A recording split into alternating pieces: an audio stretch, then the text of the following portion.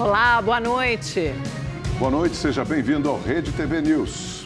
Ex-ministro da Justiça, Anderson Torres, diz em depoimento que minuta do golpe encontrada no apartamento dele após os atos de 8 de janeiro era lixo.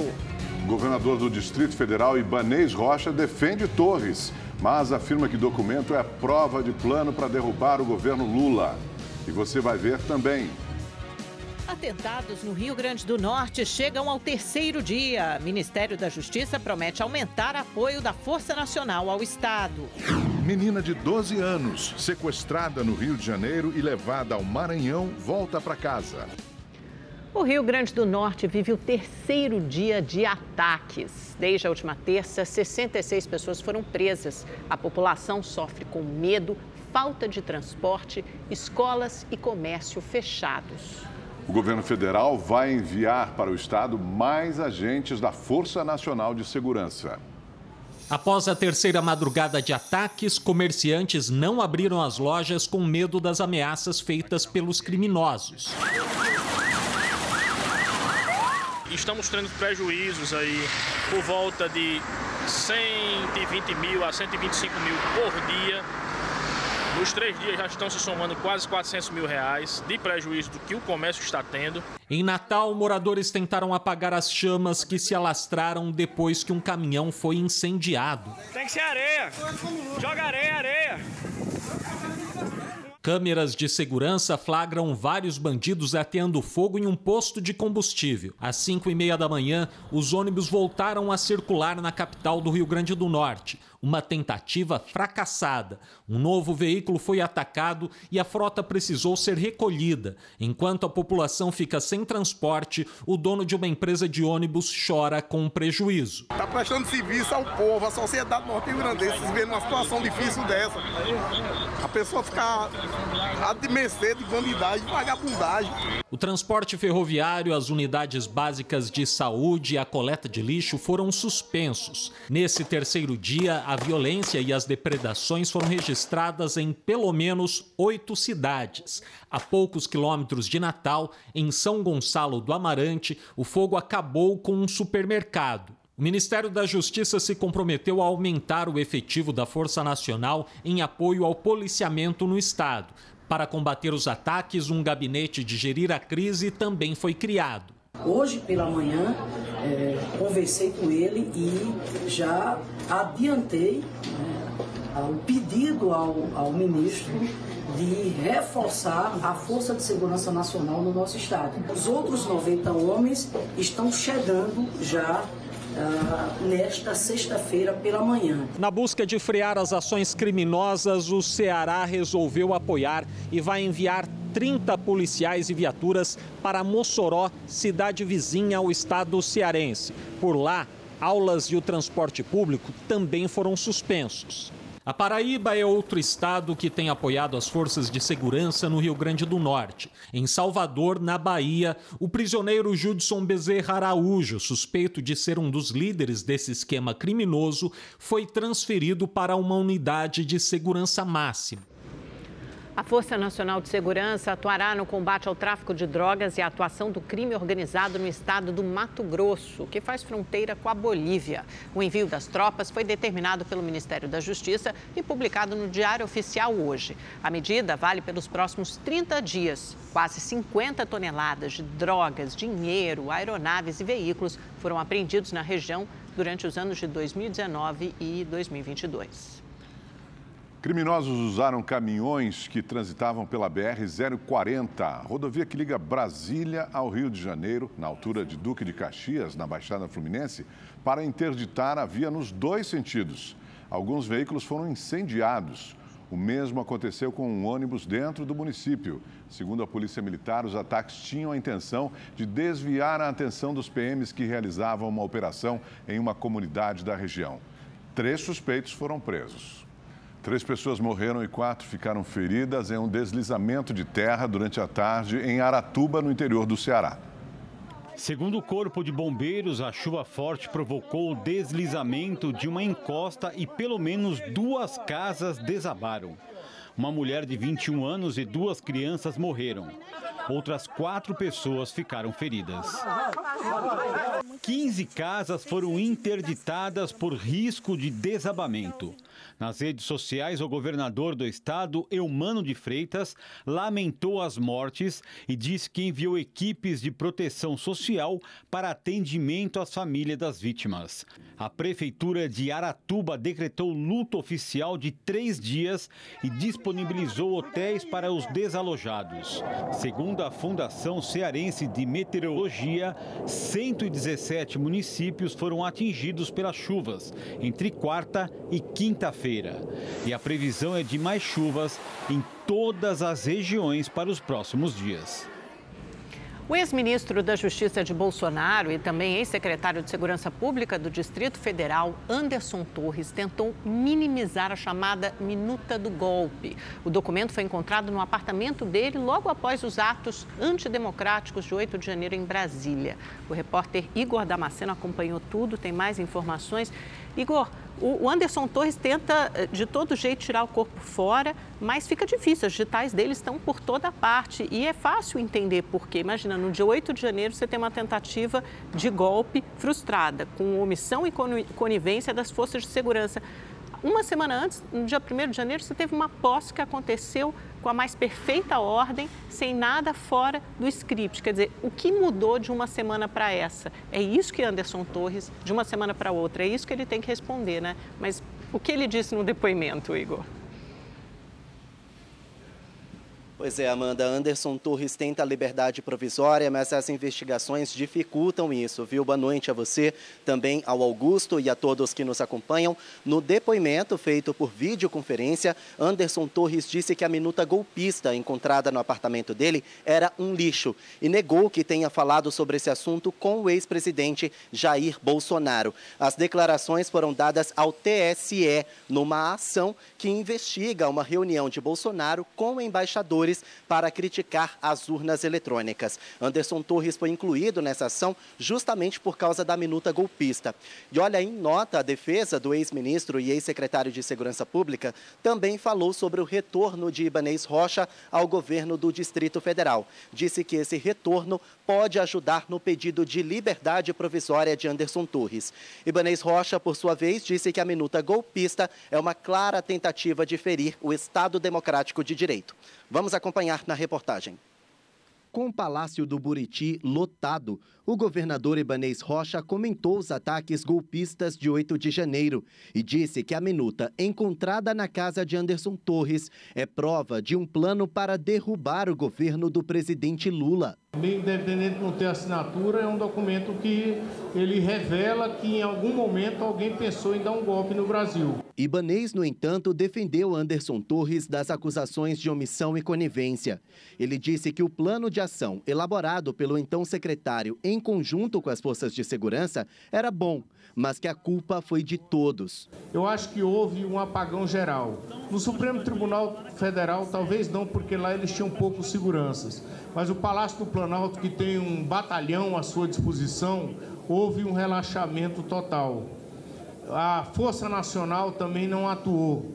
O governador também afirmou que o acampamento montado em frente ao quartel-general do Exército era um barril de pólvora e disse que tentou 2 vezes remover os manifestantes, mas foi impedido pelo Exército. Apesar de voltar ao comando do Distrito Federal, Ibanez segue sendo investigado no inquérito dos atos antidemocráticos. No entanto, o governador deixou de ser alvo da CPI do vandalismo, que tramita na Câmara Legislativa. O foco continua sendo Anderson Torres, que mais uma vez se negou a depor. Hoje, a comissão ouviu o coronel Jorge Eduardo Naime, ex-comandante de operações da Polícia Militar. Ele está preso por determinação do STF. O depoente também culpou o Exército. Nós temos imagens do comandante do choque tentando efetuar prisões, né? E o que nós chamamos no jargão militar de chave de estrela, ele levando uma chave de estrela de um coronel do Exército que queria liberar todo mundo. O coronel denunciou a possível prática de outros crimes no acampamento. Ali chegou o absurdo de eu receber um dia um líder chamado Renan Senna, né? E o Renan Senna, eu lembro dele porque eu tive muito problema com ele no dia 7 de setembro de 2021, né? Fez um vídeo, né, botou nas redes sociais acusando um outro líder conhecido de todo mundo, chamado João Salas, de ter cometido estupro dentro do acampamento. A nossa equipe de produção entrou em contato com o Exército para se defender dessas acusações, mas até o momento não obteve retorno. E a Procuradoria-Geral da República apresentou mais 100 denúncias de pessoas que foram flagradas nos atos antidemocráticos de 8 de janeiro. Já são 1.037 pessoas denunciadas. Só que o ministro Alexandre de Moraes concedeu a liberdade provisória para 129 denunciados. Até o momento, 294 manifestantes permanecem presos. Antes de devolver, deixa só eu trazer uma informação de momento. O próprio ministro Alexandre de Moraes mandou a Polícia Federal investigar um vereador de São Paulo, Fernando Holliday. De acordo com as investigações, a bancada feminina da Câmara Municipal de São Paulo afirmou que Fernando Holliday fez incitações aos atos antidemocráticos pelas redes sociais. Igor Damasceno, de Brasília, para o Rede TV News. Obrigado, Igor, por sua participação. Uma boa noite para você. O presidente do Senado, Rodrigo Pacheco, pediu que os senadores interessados em instalar uma CPI sobre os atos do dia 8 de janeiro confirmem até amanhã as assinaturas no pedido da comissão. Em esclarecimento ao STF, Pacheco afirmou que a comissão ainda não foi instalada porque o apoio ao requerimento foi colhido antes da posse da nova legislatura. Portanto, para que o pedido tenha validade, as assinaturas precisam ser ratificadas. Segundo o presidente do Senado, novas assinaturas também serão aceitas. A autora do requerimento, senadora Soraya Tronic, do União Brasil, afirma que no regimento do Senado não há previsão de ratificação de assinaturas e que o pedido seria uma manobra para inviabilizar a comissão. A Polícia Federal instaurou um inquérito para apurar o uso de um sistema de espionagem pela ABIN, Agência Brasileira de Inteligência. Segundo denúncias confirmadas pela própria ABIN, a agência usou um programa de computador para monitorar a população por meio dos celulares durante o governo do ex-presidente Bolsonaro. Mais de 30 mil pessoas podem ter sido espionadas sem autorização, obviamente. A Justiça Federal de Brasília absolveu o ex-ministro Guido Mantega, o filho dele, Leonardo Mantega, e o ex-presidente do BNDES, Luciano Coutinho. Os três foram denunciados por supostas irregularidades em apoio financeiro dado pelo BNDES ao grupo JF, do empresário Joesley Batista. Na sentença consta que não há provas contra os acusados e que a acusação se sustenta unicamente em declarações genéricas e vazias de Joesley Batista, que fez um acordo de colaboração. O Ministério Público Federal ainda não informou se vai recorrer. Os advogados de Guido Mantega e do filho disseram que a decisão está correta e era esperada. O presidente Lula prometeu que o novo tratado da hidrelétrica de Itaipu será benéfico para o Brasil e o Paraguai. O acordo para partilhar energia da usina vence neste ano e precisa ser renegociado. O presidente discursou durante a posse do novo diretor da parte brasileira da hidrelétrica Itaipu Binacional, Enio Verri. Lula aproveitou a presença do presidente do Paraguai, Mário Abdo Benítez, na cerimônia para reforçar os laços entre os países e lembrar a importância do acordo para a administração da usina. A primeira aula que a gente tem que ter é que o acordo entre Paraguai e Brasil na construção e na administração de Itaipu é um acordo civilizatório. É como se fosse medir as proporções da construção de uma União Europeia. A gente provou que é possível a gente fazer acordos binacionais, a gente estabelecer uma regulação que permita que os dois povos ganhem, que os dois países ganhem e que a gente possa efetivamente viver num mundo de tranquilidade. A hidrelétrica de Itaipu é a segunda maior do mundo e é dividida entre Brasil e Paraguai. A usina foi construída nos anos 70 e custou mais de 100 bilhões de dólares, financiados pelo BNDES e Eletrobras. A dívida foi quitada no mês passado e agora, com o tratado firmado à época chegando ao fim, os dois países terão de fechar um novo acordo. Como o Paraguai não usa os 50% de energia gerada pela hidrelétrica, tem intenção de vender a sobra ao Brasil a preço de mercado. No programa É Notícia, que vai ao ar hoje, às 11h45 da noite, Kennedy Alencar entrevista o ministro do Desenvolvimento e Assistência Social, Família e Combate à Fome, Wellington Dias. Na entrevista, o ministro afirmou que o Brasil vai sair do mapa da fome.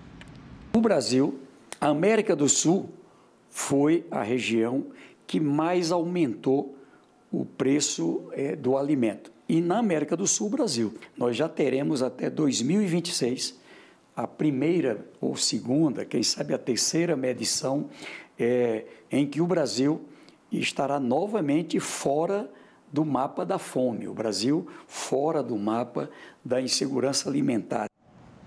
Ao É Notícia, o ministro Wellington Dias também falou sobre a possibilidade de Lula ser candidato à reeleição em 2026. Ele é uma pessoa que é um natural candidato. Acho que o Brasil precisava de alguém como ele, e não só para esse momento. Eu acho que é alguém que, sim, chegando em 2026, ali, ele colocando o nome dele à disposição, é naturalíssimo. Eu acho que não tem, dentro do campo político, não é, que ele lidera, ninguém que tenha uma compreensão diferente. O programa completo você acompanha hoje às 11h45 da noite. O ministro do Supremo, Ricardo Lewandowski, anulou o contrato de cessão de uso do território de Fernando de Noronha, firmado entre os governos federal e de Pernambuco em 2002. A discussão sobre a federalização da ilha de Fernando de Noronha começou em 2022, quando o então presidente Jair Bolsonaro entrou com ação no Supremo Tribunal Federal, pedindo que a Justiça declarasse Noronha domínio federal. O objetivo era destravar o turismo. O governo de Pernambuco alegou inconstitucionalidade do pedido.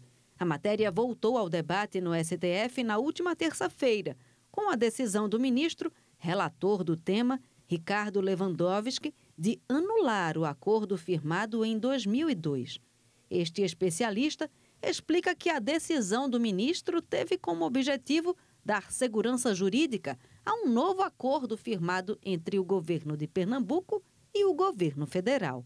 Noronha é um patrimônio brasileiro, é um patrimônio do Estado, mas que precisa e carece de uma atenção especial, tanto na infraestrutura, ao turista. Então, há muitas questões a se tratar sobre Fernando de Noronha, né, e que precisam de atenção comum do Estado e da União Federal, e que a partir de agora esperamos que comunguem esforços para resolver esses problemas.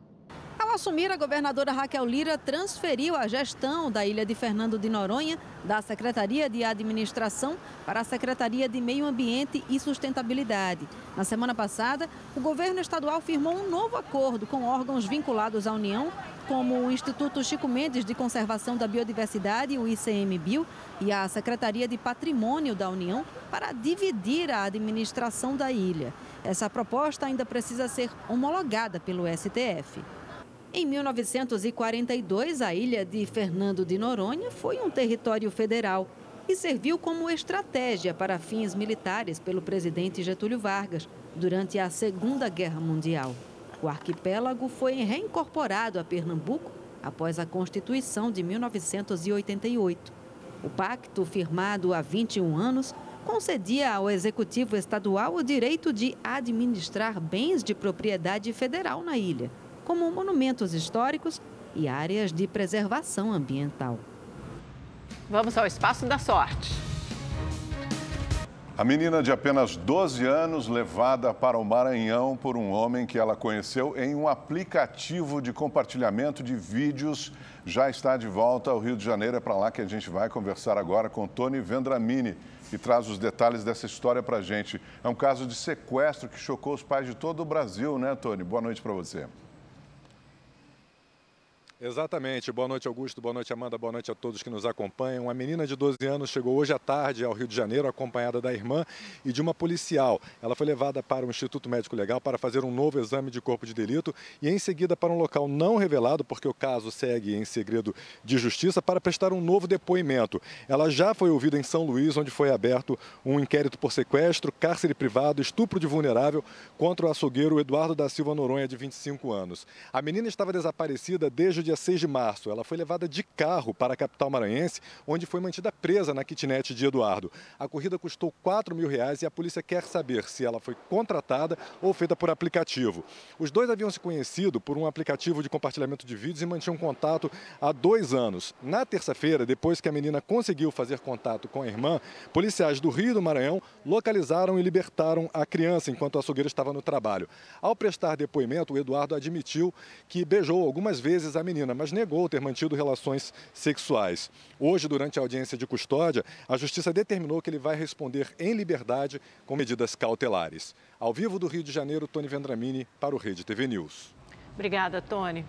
A vacinação contra o HPV tem caído ano a ano. O Ministério da Saúde alerta que a baixa imunização entre adolescentes e jovens pode aumentar os casos de infecção e de câncer. O Gabriel está com 14 anos e já poderia ter tomado as 2 doses da vacina contra HPV, mas hoje tomou apenas o reforço contra a Covid-19. A mãe dele, a Priscila, disse que em breve ele deve tomar a do HPV. Sempre que tem a necessidade de dar a vacina para ele, eu venho no posto ou vejo com o médico para poder ele estar tomando. Segundo dados do Ministério da Saúde, em 2019, cerca de 87% das meninas brasileiras entre 9 e 14 anos de idade receberam a primeira dose da vacina. Já em 2022, a cobertura teve uma queda para 75%. Entre os meninos, a cobertura vacinal também caiu. Foi de 61,55% em 2019 para 52,16% no ano passado. Para o Ministério da Saúde, a queda nos índices de vacinação contra o HPV representa uma ameaça. Além de aumentar a quantidade de pessoas com infecção, existe a preocupação de crescer o número de casos de câncer do colo do útero. A vacina contra o HPV é oferecida gratuitamente nos postos de vacinação. São 2 doses aplicadas no intervalo de 6 meses. No Brasil, a vacina contra o HPV está à disposição no Sistema Único de Saúde para meninos e meninas de 9 a 14 anos. Como é uma doença, esse vírus se transmite sexualmente, então é bom você vacinar os pacientes antes de entrar na idade sexual. A vantagem realmente é prevenir o câncer de colo de útero e nos homens que fazem sexo com homens, prevenir o câncer de intestino. A Marise é mãe do Felipe, de 15 anos, e do Henrique, de 11. O Felipe já garantiu as 2 doses da vacina contra HPV e hoje era dia do Henrique tomar a 2ª dose. É importantíssimo, né? Assim, a saúde, né? Em primeiro lugar, a saúde deles. O novo presidente do Superior Tribunal Militar, o STM, tomou posse hoje. A cerimônia reuniu representantes dos 3 poderes. A repórter Bessie Cavalcante tem mais informações para a gente direto de Brasília. Como foi o discurso do novo presidente, Bessie? Boa noite para você. Boa noite, Augusto, Amanda e a quem nos acompanha. O Josely Camelo fez acenos importantes para o fortalecimento da democracia e ao novo governo. Disse que as Forças Armadas não são um poder moderador e que operações de garantia da lei e da ordem, como as que eram pedidas por quem questionava o resultado das eleições, devem ser vistas como medidas excepcionais. Também afirmou que decisões finais jurídicas são do Supremo Tribunal Federal e que o ministro Alexandre de Moraes não invadiu a competência do STM sobre o julgamento de militares quando se referiu aos atos antidemocráticos do 8 de janeiro. Camelo ainda se mostrou a favor da PEC que discute a candidatura política por parte de militares. O texto diz que se o militar quiser se candidatar e assumir uma vaga no governo, teria que passar para a reserva. E antes de finalizar, o novo presidente do STM falou também sobre o desafio do presidente Lula em consolidar a democracia. Vamos ver o que ele disse. Tenho convicção, senhor presidente, de que seu maior desafio será pacificar o Brasil e consolidar de forma definitiva a democracia em nosso país. As Forças Armadas Brasileiras, sob o comando supremo do Presidente da República, estarão contribuindo para a pacificação e para a consolidação de nossa democracia. O prazo para os pré-aprovados na primeira chamada do ProUni comprovarem as informações enviadas pelo site termina hoje. Os documentos podem ser apresentados tanto de forma virtual como presencial nas instituições de ensino onde os candidatos foram aprovados. O programa Universidade para Todos dá bolsas de 50% a 100% em universidades particulares. O Brasil tem 26 mil mulheres refugiadas. Elas fogem de perseguições políticas, religiosas, de guerras e de situações econômicas extremas. O Ministério da Justiça pretende criar uma política migratória voltada especificamente para essas mulheres. A venezuelana Débora está há 5 anos e meio no Brasil. Estava passando muita fome e não tinha dinheiro para pegar meus medicamentos. Ela chegou a viver na rua por 1 mês em Brasília, até conhecer outras venezuelanas que moram na Cáritas e veio para cá. A instituição ligada à Igreja Católica hoje acolhe 16 famílias migrantes. Aqui elas têm apoio para recomeçar. Tirar CPF, tirar RNM, que é o Registro Nacional de Imigrantes, acesso à educação, acesso ao trabalho, ou seja, fazer currículo. A Débora também tem acesso a alguns programas sociais do governo brasileiro, assim como a Vilda, venezuelana indígena que já morou em outras cidades brasileiras. Roraima, de aí chegamos Boa Vista, de aí Manaus, Porto Velho e Goiânia, de aí para cá, Brasília. Aqui temos 4 anos já. O Brasil tem atualmente 26 mil mulheres em situação de refúgio no país. Aqui elas até são recebidas, mas relatam que sentem falta de uma integração maior na sociedade. O idioma e a cultura são barreiras difíceis que elas enfrentam. É para proteger os direitos humanos, sobretudo das mulheres, que o Ministério da Justiça começou a desenhar uma política migratória para facilitar a regularização e reconhecimento da necessidade do refúgio.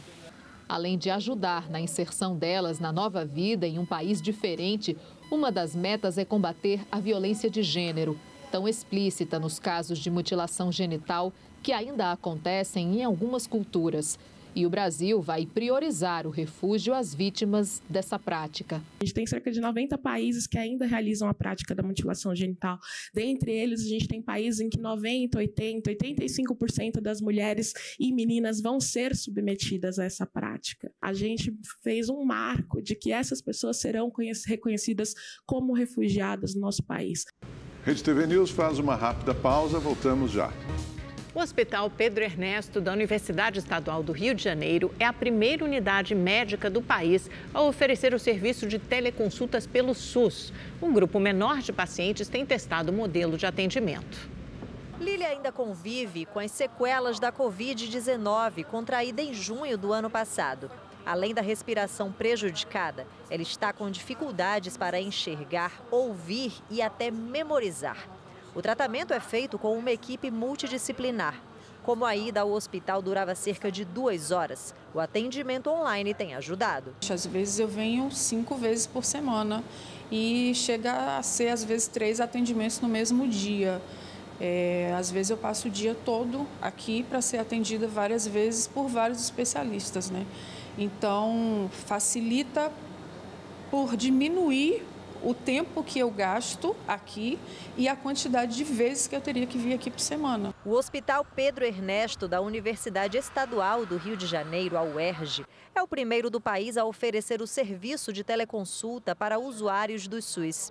São atendimentos nas áreas médica, de psicologia, nutrição, fisioterapia e assistência social. O centro de teleconsulta tem capacidade para 12 mil atendimentos mensais. A expectativa, além de reduzir as filas de espera, é diminuir os custos tanto para os pacientes como para a unidade de saúde. Você reduzindo o tempo de internação hospitalar, o paciente tende a ter menos complicação e tende também a eu só ter internado aquele que precisa. O programa atende apenas os pacientes da unidade, mas nos próximos meses ele deve ser ampliado para mais pessoas. Nossa expectativa é que em 3 meses os resultados já apontem para as correções que terão que ser feitas, isso é natural, e a partir daí, por decisão da direção do hospital, abrir para outros municípios no estado ou não. Nós estamos prontos para isso. Se você quiser rever esta edição do Rede TV News, inscreva-se agora no canal da Rede TV no YouTube e Facebook. Nas 2 plataformas, você pode assistir na íntegra a todos os nossos programas. É só acessar youtube.com/noticias Rede TV ou facebook.com/noticias Rede TV. E nós ficamos por aqui. Amanhã tem mais às 7h30 da noite. Esperamos você. Obrigada pela companhia. Boa noite para você e até amanhã.